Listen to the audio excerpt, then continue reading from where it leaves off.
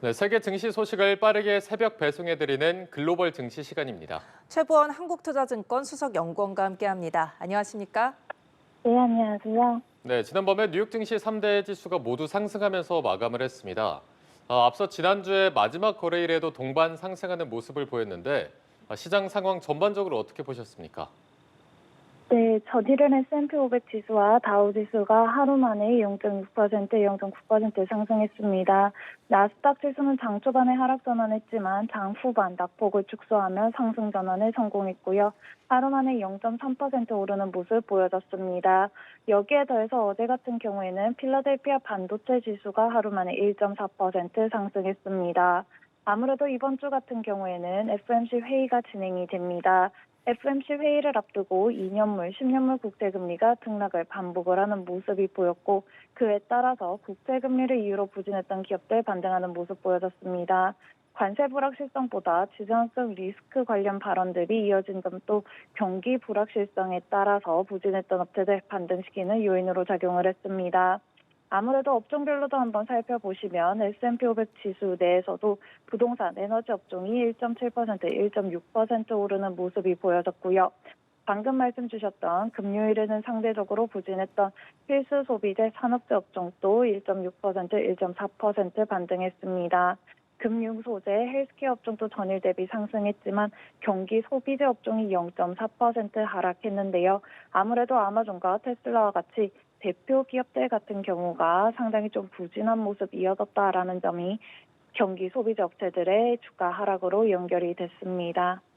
예, 개별 종목별로도 한번 살펴보겠습니다. 미국 증시 주요 종목들이죠. M7 종목들이 애플과 마이크로소프트를 제외하고는 전반적으로 약세를 보였는데요. 특히 전거래일 반등에 성공했던 테슬라가 다시 5% 가까이 하락했습니다. 종목별 등락 현황도 짚어주시죠. 네, 특징주들 한번 살펴보시도록 하겠습니다. 방금 말씀 주셨던 애플이라든지 마이크로소프트 같은 경우에는 상대적으로 단기 반등이 제한적이었고 밸류에이션 부담이 낮은 업체들로 구분이 됩니다. 그러다 보니까 어제 같은 경우에는 상대적으로 양호한 모습 보여졌는데요. 대표 성장주 중에서도 엔비디아가 하루 만에 1.8% 하락했습니다. 아무래도 GTC 개막 기대감에도 부진했는데요. 단기 반발 매수에 크게 유입이 됐지만은 관세 불확실성 지속이 되는 모습이 보여졌고 지속이 될 수 있다라는 부담이 크게 반영이 되었고 경기 민감주의 투자 심리 개선이 제한적이었던 만큼 부진한 모습 보여졌습니다. 테슬라 같은 경우는 하루 만에 4.8% 하락했는데 테슬라 차량 인도 대수가 제한적일 것이다라는 소식이 확산이 되면서 부진한 모습이 이어졌습니다. 반면 대형 성장주들이 모두 부진한 건 아니었는데요. 넷플릭스 같은 경우에는 하루 만에 3.5% 올랐고 인텔과 같은 경우에는 6.8% 올랐습니다.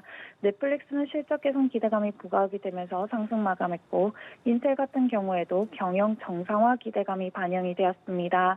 이외에도 룰루레몬 트레이드 데스크, 메르카도 같은 경우가 전일 대비 모두 오르는 모습이 보여졌는데 이러한 특징처럼 동일 업종 내에서도 최근에는 차별화가 심화가 되고 있는 모습이 보여지고 있습니다. 참고해 주시면 감사할 것 같습니다. 네, 이런 가운데 연준 회의가 코앞으로 다가왔습니다. 시장에 큰 영향을 미칠 수가 있는데 관전 포인트 어떤 것들이 있을까요? 아무래도 이번 주 같은 경우에는 FOMC뿐만이 아니라 일본과 영국에서도 중앙은행 회의가 진행이 됩니다. 아무래도 각국 중앙은행의 회의를 앞두고 국제금리와 환율에는 어제와 같이 관망세가 조금 더 이어질 가능성 높게 평가를 하고요. 특히 이번 주 같은 경우에는 FOMC에서 단순히 기준금리뿐만이 아니라 점도표와 함께 경제 성장률 전망치, 즉 세비 함께 공개가 됩니다. 그런 상황인 만큼 경기 불확실성 조금 더 이어질 수 있는 환경입니다. 이러한 환경에서는 단기 반발 매수세 여러 번에 걸쳐서 유입이 될 수 있지만은 4월 중순까지는 추세적으로 계속해서 오르는 흐름보다도 조금 더 등락이 반복이 될 가능성 높은데요.